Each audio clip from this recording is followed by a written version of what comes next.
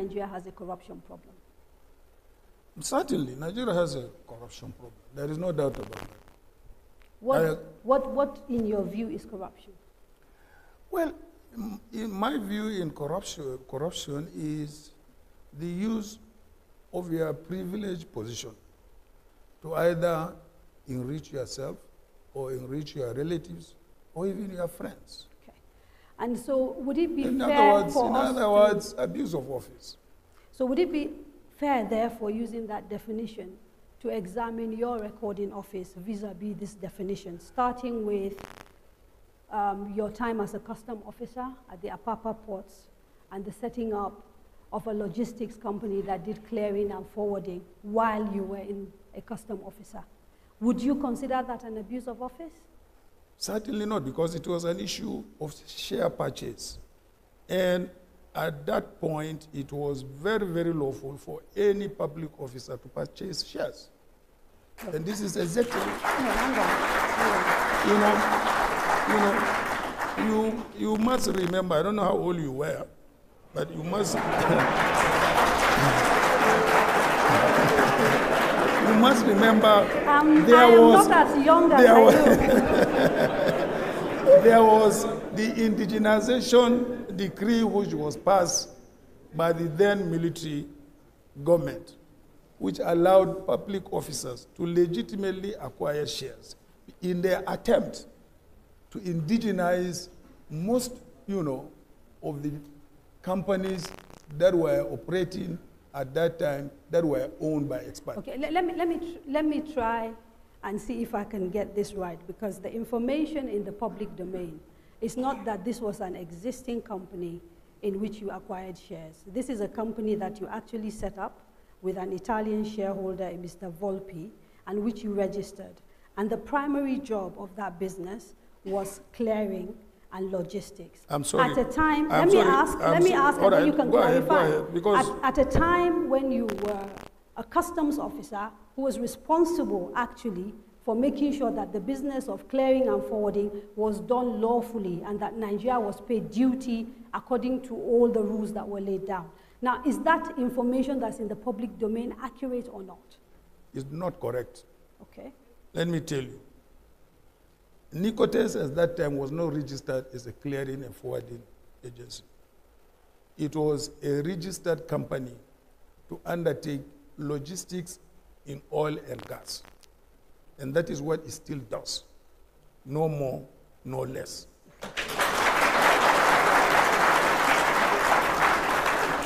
This is the same company that transformed and metamorphosized into Intels.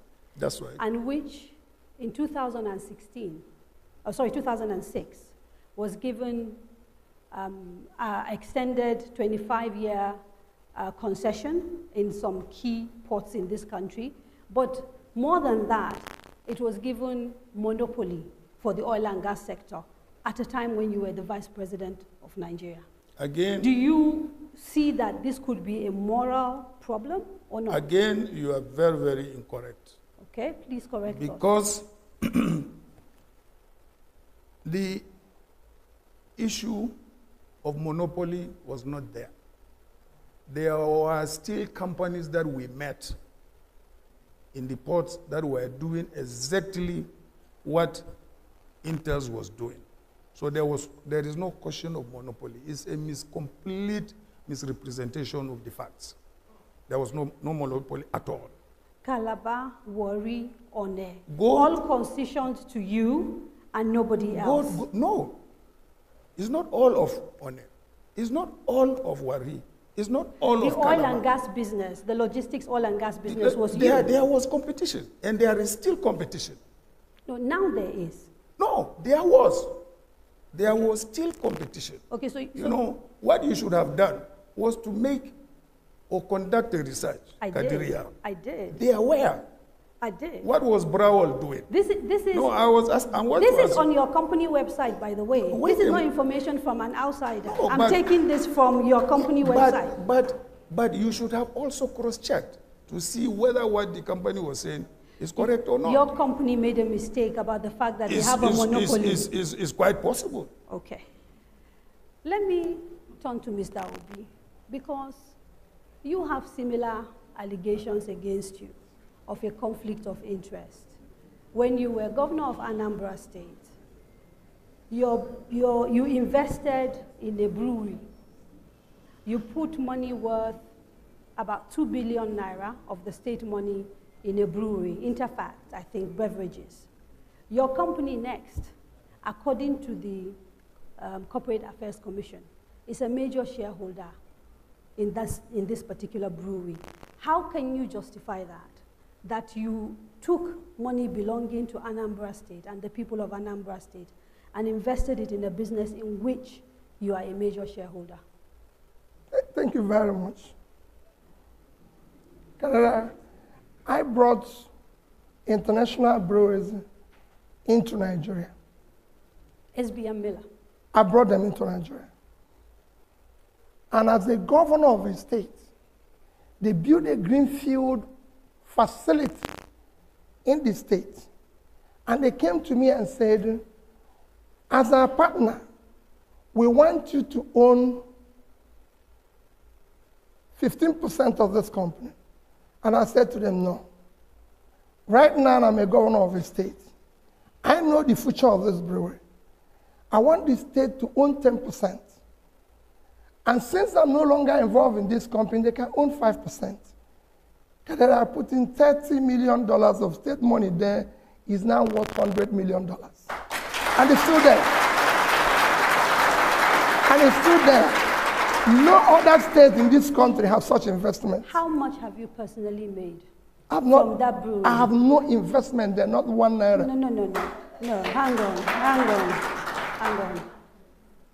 Next is a business that is associated with you. And according to the Corporate Affairs Commission, Next is a shareholder. Go to Corporate Affairs today.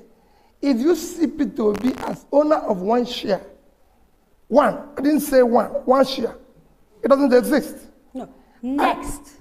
Are you disassociating yourself from Thank you very much. Next is a family company started by my own parents. As a son, as their own child.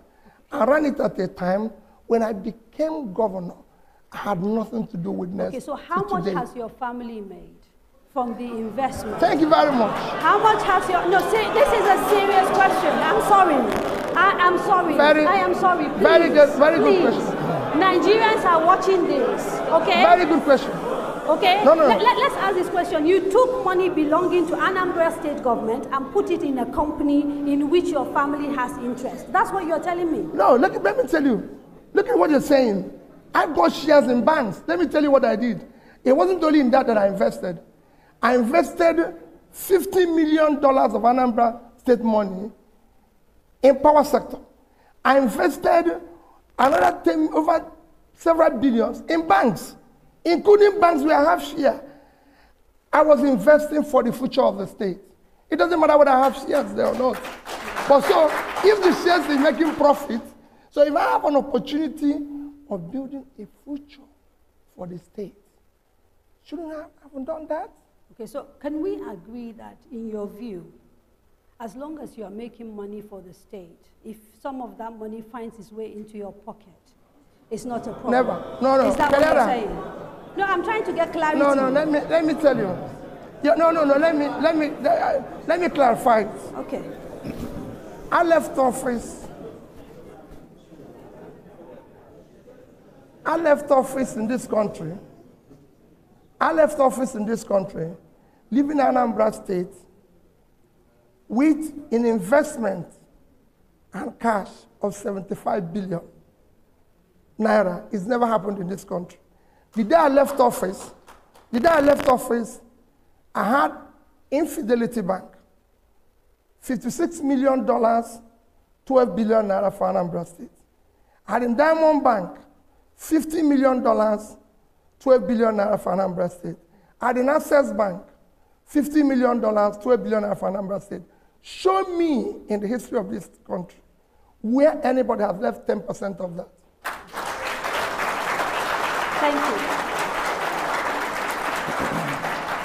And we're going to come back and talk about, you know, your track record as governor. But let me come back to Alhaji Atiku Abubakar.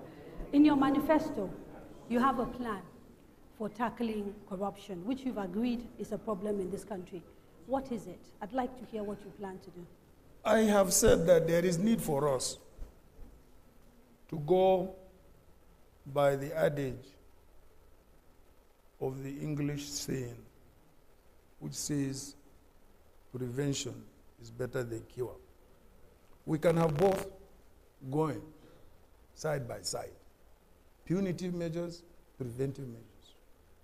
And my point is that we should be able to introduce technology in our public service. We should be able to introduce technology even in the private sector, so that relationship between members of the public and government is not personal.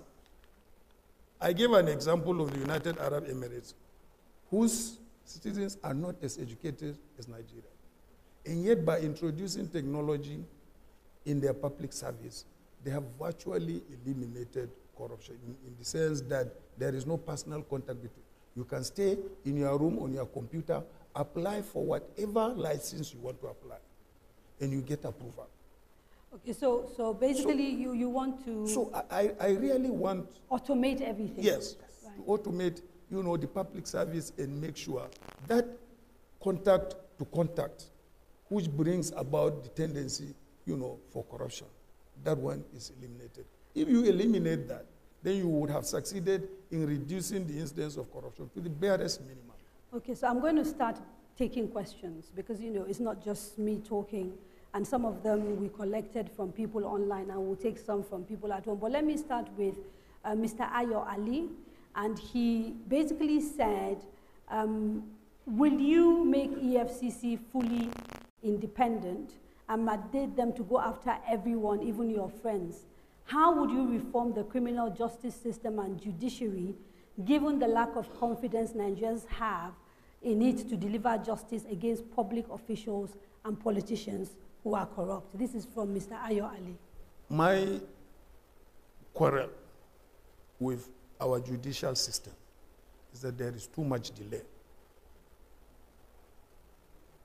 If we can shorten the delay so that justice is seen to be meted out immediately, the better for us. What, in your view, is responsible for that delay, and how will you tackle it? Is looking at the legislature and also the procedures being adopted by the judiciary. We have to look at it. We have to sit down, you know, with the National Assembly and with the judiciary itself and say, look, I mean, you know that the cases we initiated in our administration are still in court. Do you know that? Yes. Now, where is the justice there? And we set up the EFCC. I, in particular, brought the piece of draft legislation from Brazil. And it was based on that draft that EFCC legislation was crafted. When it was eventually passed by the National Assembly, EFCC did not even have the money in the budget to start operation. I borrowed them 300 million naira from the privatization process and said, you better get to work. The following year, when there was budgetary allocations, they repaid the money. So I believe the period that it takes, most of the convictions we are hearing today were cases that we started in our administration.